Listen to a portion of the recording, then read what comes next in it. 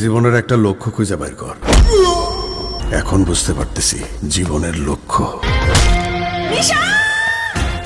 Finally বস আফরান নিশোর পরশুদিন দাগি সিনেমার teaser drop হয়েছে, যেটা নিয়ে তো নানা রকম সমালোচনা চলতেছে। কেউ এটাকে নাটক বলে ট্রোল করতেছে, তো কেউ আবার শাকিব খানের বরবাদের সাথে তুলনা করে বলতেছে এর তো কোনো যোগ্যতাই নেই বরবাদের সাথে টক্কর নেওয়া। তবে ভাই সত্যি কি টিজারটা খারাপ ছিল? সবকিছুই জানবো, শুধু ভিডিওটার সাথেই থাকুন।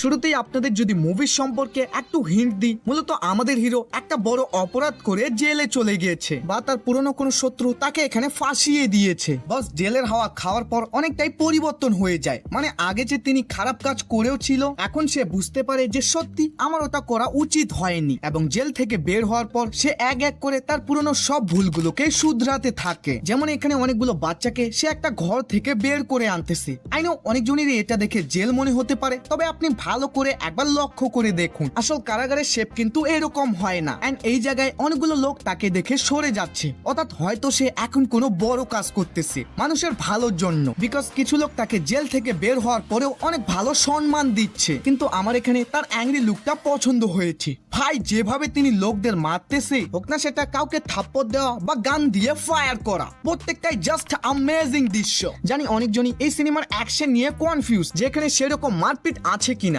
ব্রো এখানে দেখুন তার হাতে ব্লাডও দেখা যাচ্ছে। আই মিন এটা কোনো নর্মাল মুভি না, টিজারে তারা সবকিছু লুকিয়ে রেখেছে। আর যেহেতু এটা একটা বাংলা সিনেমা, তাই লাভ স্টোরি তো থাকা স্বাভাবিক। এখন ফাইনালি কথা বলি, দাগি কি পারবে বরবাদের সামনে টিকে থাকতে? কারণ এখানকার কনসেপ্ট ও ভিজুয়াল ইফেক্ট বরবাদ সিনেমার থেকে অনেক বেশি লো কোয়ালিটির, যেটাই আবার এই সিনেমার জন্য প্লাস পয়েন্ট। মানে দাগি যদি বক্স অফিসে ঠিকঠাক ও পারফরমেন্স করে, তাহলে এটা সুপার হিট হবে। আর ওখানে বরবাদ বিগ বাজেট মুভি হওয়ার কারণে দর্শকদের মন বেশি বেশি জয় করতে হবে। এবং যারা এই দুইটা সিনেমার একসাথে তুলনা করতেছেন, ব্রো আমি এটার কোনো লজিকই খুঁজে পাচ্ছি না। কারণ দুইটাই ডিফারেন্ট অ্যাক্টরের মুভি। তুমি জাস্ট হলে যাবা, সিনেমাটা দেখবা এন্ড এনজয় করবা। কারণ একটা মুভি যে অন্য একটা মুভির সাথে ক্ল্যাশ হচ্ছে, এটা কিন্তু কোনো নতুন বিষয় না। ইন্ডিয়ান সিনেমায় তো এটা কম বেশ রেগুলারই চলতে থাকে। For example Salaar and Dunki দুইটাই দুজন বড় সুপারস্টারের মুভি, কিন্তু তারপরও বক্স অফিসে সেম টু সেম ধাসু বিজনেস করে। এক্স্যাক্টলি ওটাই হবে এদের সাথেও। আর ভাই আপনাকে একটা জিনিস মানতেই হবে, বরবাদ হলো অ্যাকশন মাস মাসালা কনসেপ্টের মুভি।